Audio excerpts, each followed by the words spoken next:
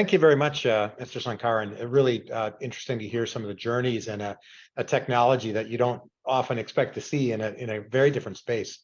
So I'm Tim Newstead. I'm one of the coaches of the Gearheads team and happy to help host a little bit tonight. I did want to make one connection before we start Q&A, and we just had one of our members make the observation. We understand the 6270 competition at MIT. The class was started by a fellow named Woody Flowers. Yep. And Woody and his class actually initiated the whole FIRST robotics program with another fellow named Dean Kamen. So it's really amazing to see that connection of the 6270 program to where, you know, STEM is being advanced with a bunch of high school and elementary, middle school students today. So thank you. It's amazing. It's amazing. It's an amazing event, and it's an amazing culture. So. Well, we're happy to hopefully do a small part in continuing some of that and giving a bunch of young folks an opportunity to do that in a really competitive and engaging environment. All right. So Avanish and Misha are going to help us curate some of the Q&A questions that have come in. We've got a couple that we've noted from Q&As or chats in the meantime. But Avanish, why don't you start it out? Is there anything in particular you wanted to? Okay. So one thing that I wanted to ask is when you guys are making these innovations in the technologies that Johnson controls, what is kind of the process, or how, what kind of the steps do you take when you're innovating, or what kind of mindset should we employ as budding designers to innovate like you do in a big level in Johnson Controls? It's a fantastic question, Avnish. So it always starts with, what problem are we trying to solve? And so I think that you know, there are already like so many different technologies out there that are in different, you know, evolutionary forms of readiness for solving customer problems. And so it all starts with customer in, what problem are we trying to solve? So could be, hey, it takes us right now 8 weeks to commission a smart building. How do we do it in 4 weeks? It could be, hey, it really takes a long time to connect a chiller. It takes like 14 hours. Why can't we do it in 2 hours? It takes to, hey, I need to connect to these types of equipment types so I can get the data around sensors in the facility that allow us to, you know more about how emissions are being generated in that facility, right? So we start with that, and you know, and then we just start to like ideate and whiteboard and kind of come up with different ideas, and that's where the collaboration happens, probably similar to the way that you guys do it in your robotics teams. Is like, you know, you're trying to solve a particular task or a problem in that context, and then once, you know, a group of colleagues kind of figures out what the right approach is, then, you know, our engineering teams will begin to take over and actually take that to production. And then once it gets to a certain point of maturity, there'll be some testing that goes on, and then some pilots that we do with our customers and internal users to make sure everything works, and then we'll actually launch it into a production. But that's in software, that's a very fast process. So we try to get that done, you know, in a few months, and iterate, and try to continue to improve upon, you know, the solution that we've already launched. So hopefully that gives you sort of a good sense of what that closed loop process looks like. Yeah, thank you so much. So, Misha? So another question we have is, as students, what skills should we build to be better innovators? Yeah, that's a great question. So I would say there's a few different skills. Number one is really user experience and, you know, persona-driven design thinking. And so looking at it from who's going to use your solution, and how do you make that solution so awesome that a user is going to be like, whoa, this is so easy to use. It helps me so much.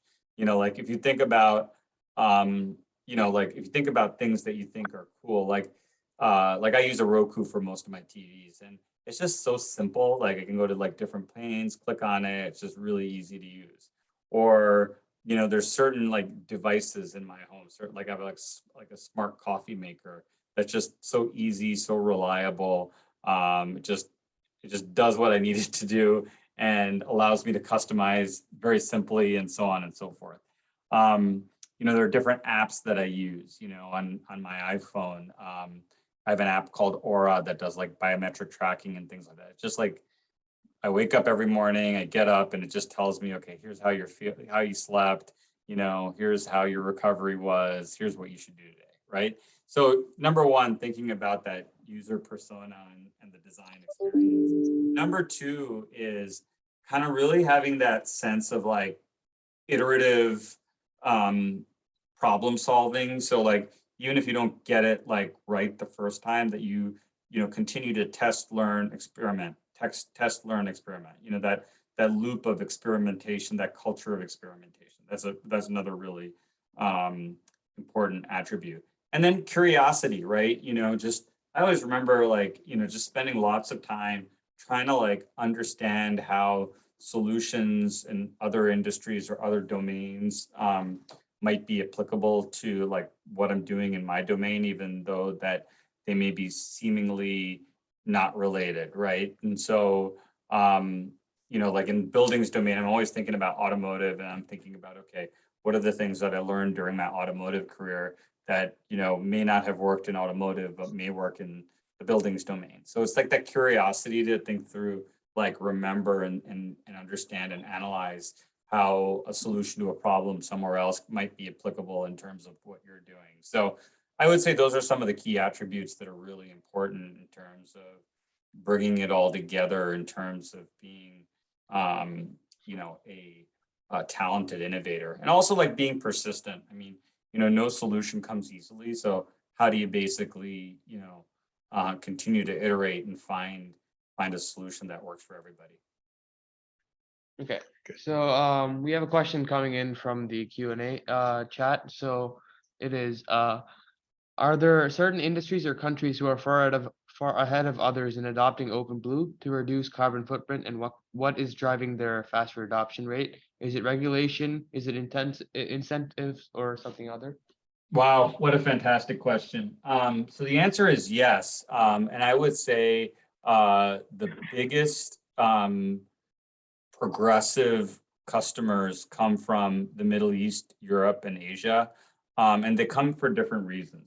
Middle East, they're just trying to change. I mean, if you think about, the Middle East, they've been such an oil dependent, oil producing, flagship for the world, right? And especially as sustainability is taking shape and electric is coming, they totally want to change their personas, and they have a lot of money to do it. And so they are willing to go no holes barred on adopting smart building technologies to showcase that they too can change and change faster than everybody else. In Asia, they're just digitally savvy, and they're also very cost sensitive, and they recognize how adopting digital can actually really reduce their cost structure. They want to, be less and less people intensive in Asia. And since they're newer cultures, digital was, the fastest. In Europe, a lot of it's being driven through problems with energy, problems with sustainability. They're much more green, green leaning than the United States. So that's where you're seeing sort of the center of the universe. But our coolest projects are all in the Middle East right now.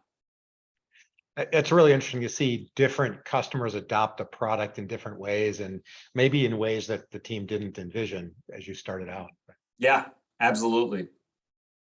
Nisha. So another question we have is, what can stop a team from innovating, and how do we avoid that?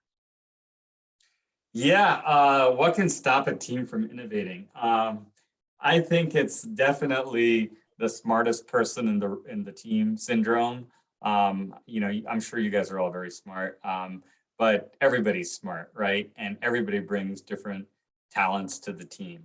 So one is like, you have that, guy or girl on your team who, like, no matter what anybody else on the team says, like always seems to want to know the answer, right? That person can really kill innovation, and they don't make it very long on my team because, as the CTO, I get to choose the people in the organization. So if you're a know-it-all and you don't want to listen to other people, your shelf life is going to be short-lived on that team. The second thing are what I call our red sheeters. You know, no matter like what idea gets posed, they're always like, no, but you know, yeah, but you know, that's always the first two words that come out of everybody's mouth, right? And anytime the word "but's" used in a sentence, right? You know, I'm always like, I got this like radar. It's like, why do you always have to say "but"? You know, it's like, yeah, and you know, how can we build upon that? How can we make it better, right? So, you know, get your butt in your seat and say yes, and keep moving forward. Otherwise, you don't belong on that particular team. So those are really two things that I look for. All right, fantastic. I'm going to ask a related question, and maybe this is just from a coach's point of view or a leader point of view, if you don't mind. We'll often have many, many different ideas on a team, that are quite innovative. And how do you foster the team coming together around one solution versus having, teams innovating in 10 different directions, and perhaps you don't have the time for that, or, we're all working on. Yeah, that's a great question. I mean, that's always really hard, right? And so I think that, I always like to ask a lot of questions, and I also always like to frame what goal we're trying to achieve, right? And I like people to eliminate possibilities based upon the fact that a criteria associated with that goal may not be achieved by certain solutions, right? So like in my space, there's cost, there's time, and there's technical elegance, so to speak. We call it architecture, right? And I'm always trying to, optimize all three dimensions, right? And so I just told one of my architects today, perfect is the enemy of good.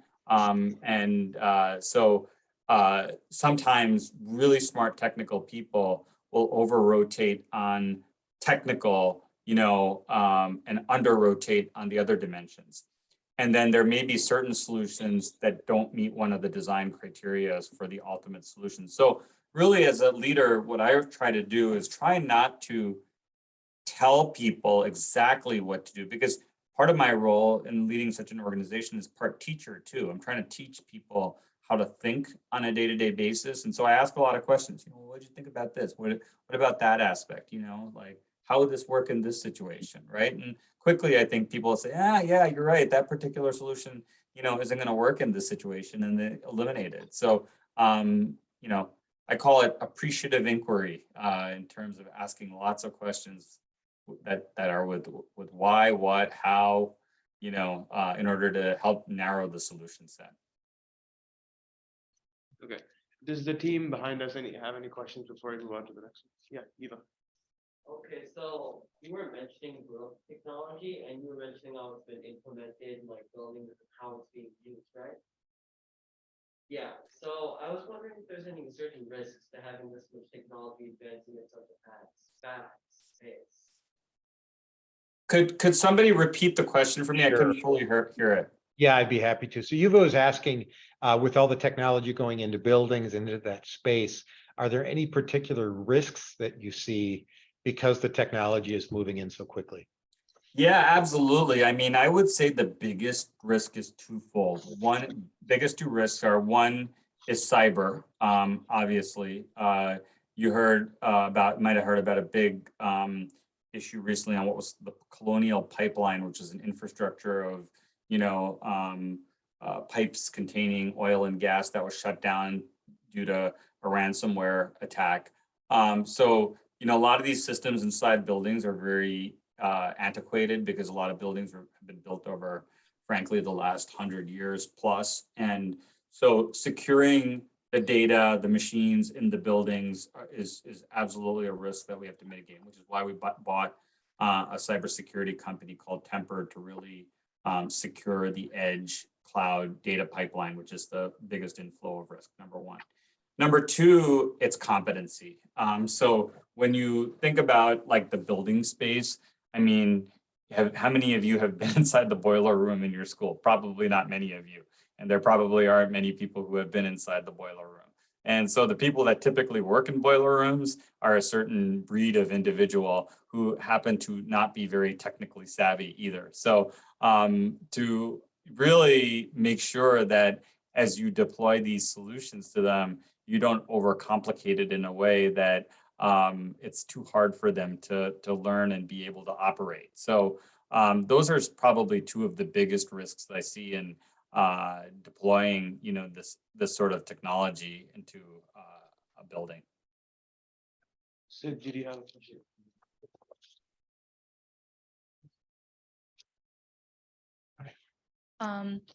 So we have another question. When is it better to do incremental innovation? And when is it better to do disruptive innovation? That's a good question. I mean, I think, people should be looking for ways in terms of innovating every day. And so incremental innovation is not something that, I think you consciously should say you should never do, right? You should always be doing incremental innovation, whether how do I improve my processes? How do I improve the quality? How do I improve the cost? How do I improve, everything that you do on a day-to-day basis? How do I keep getting better, right? So those are sort of the atomic habits of innovation, so to speak.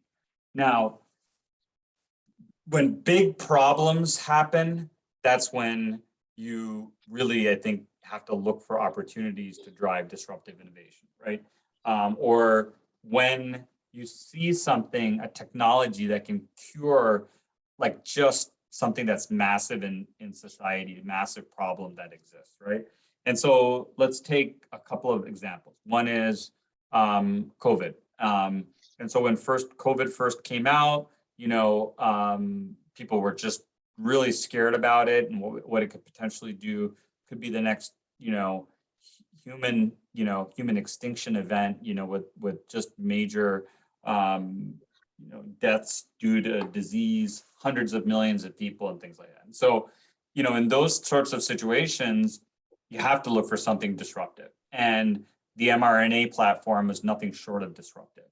While many people, were experimenting with mRNA, no one had developed a vaccine, and COVID provided the perfect platform for it to demonstrate its viability. And now mRNA is pervasive and it's been used not just in vaccine development, but like looking at it for cancer treatments and other things. And it could be absolutely game-changing for society. Similarly, you see a lot of people who have, different kinds of genetic illnesses, genetic, disorders. They have different kinds of deformities, things like that. And so, and a lot of things have been tried, incrementally to try to address them. Drugs, different kinds of prevention mechanisms and things like that. And so CRISPR is another technology, a gene editing technology, which, like if all else fails and you have so many of these kinds of problems, like go for it using something disruptive like CRISPR. And so the way I've looked at it, the bigger the problem, the more disruptive the innovation that's needed. The smaller the problem, the more incremental the innovation is associated. Good. Hi, my name's Sid. My question to you is, like, going into like finishing high school and college, what's your advice, like things we should do to like prepare for like a field such as like some people on your team might be in engineering in general? Just advice. Yeah, that's a great question. I have a college going senior as well, so I'm very familiar with what high school students go through on these days. So number one piece of advice I'll say is that if you're on the robotics team, you're going to be fine, no matter what you do, because you're curious enough to be sitting in a room at 6:30 on a Monday night talking about technology with me, right? So you'll be fine. But what I would say is, ultimately what's most important is like, you have to do what you're most passionate about, right? And I always believe that, I was just so passionate about computers and technologies. Like I was just, it's so fun, like, back in the day, just to think about like what you could create through code or through building something or innovating something. And so my advice to you is like, you know, colleges are not looking for people that are just like, okay, I attended one meeting of this and I did one meeting of that. I mean, colleges want like people who are like really excited, especially colleges that most of you are considering. They want people who are excited about something interesting in the world, right? And that can be something STEM related, that can be something that is arts related, an activity that you're investing a lot of time into. And so I would say, you know, you all have to study well, and you probably are all getting very good grades, but, you know, what are those things that you're passionate about that you want to really share as you go forward into college? And then, you know, when you want to look for jobs, like, you know, the ones that we're using, I mean, like I said before, we're looking for people who want to learn, who are motivated, who are curious, have good ideas, can collaborate well. I mean, those are the things that are so important. That's what, you know, colleges are looking for as well. So, I mean, I know as an interviewer for MIT, that one of the things that I ask kids is like, you know, what technology, what in technology are you excited about? You know, like what's exciting to you, you know, or what do you think is like the biggest, you know, innovation throughout your life that's, you know, changed the way that, you know, you do things in the world? Or you know, what class do you have fun in, and why? You know, what do you like to do for fun in your spare time? You know, just to get to know people.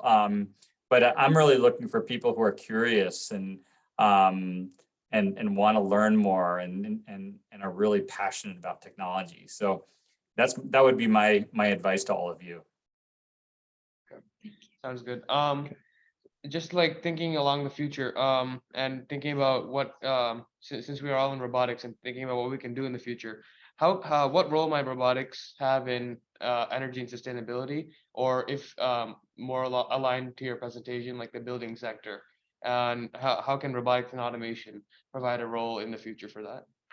Yeah, I mean, it's huge, right? I mean, you know, if you think about robotics, right? I mean, whether it's in a manufacturing plant is in a building, or it's in, you know, a hospital, right? And, you know, I saw like a smart autonomous pill delivery service in a hospital in Toronto. That was pretty cool. And, you know, there's just all kinds of equipment operations inside of a building, you know, whether it's moving objects around, or, you know, within, you know, a smart intelligent elevator. I mean, there's just different variations of robotics, but I think most near term, the stuff that Rethink Robotics does up in Boston around industrial robots and things like that are very germane to everything that we do in smart buildings. And looking at opportunities like that, I think are really exciting. So what is the most surprising innovation example you've seen? Oh, that's a great question. Surprising innovation example. That's a stumper.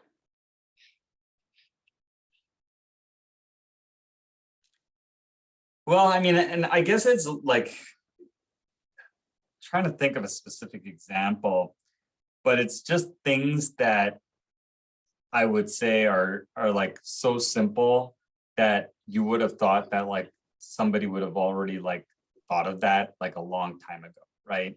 So like a good example might be like OXO, the ones that do like, you know, like comfortable scissors, or like comfortable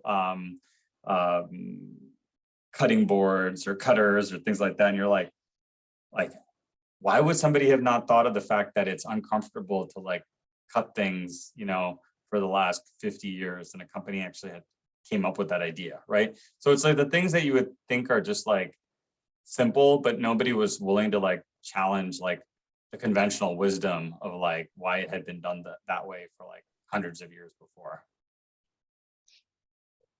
Okay, good example. Again, I'm just gonna open it up to the team behind us. Do you guys have any questions? Or if not, Okay, let's we'll see. check the Let's check. online Q&A one Yeah. last time here. I don't think there's anything open we haven't covered, so. All right. So to conclude the session, we just wanted to thank you for presenting to us and for this whole discussion. And we also want to say thank you to Johnson Controls for their long-term sponsorship in FIRST and all the grants they've given to Elmberg schools over the years. And also thank you to all the people who joined us today. So this session was not only important in learning about disruptive innovation, but it's also about spreading more FIRST into the STEM community. And we hope everyone was able to learn something new. And so again, thank you. Thank you all for the terrific questions, and I wish you all the best of luck in your robotics competitions coming up, and we'll look forward to seeing your school in first place. So thank you very much. I'll just take a minute, Vijay. Thank you so much for spending your evening. It's 1 hour further from where we are. So amidst your busy schedule, I just want to, acknowledge when I approached you, you were instantly willing to do this session. So some of the thoughts that you shared with the students on what they should be carrying forward in their life, in their career, as an innovator, I'm sure is very, very valuable advice, and also talking on sustainability in buildings, which is our heart of Johnson Controls DNA. So thank you so much, Vijay, for talking to the kids and inspiring them in the area of disruptive innovation. So thank you. All right, very good. Thank you. Thank you all. Have a great evening.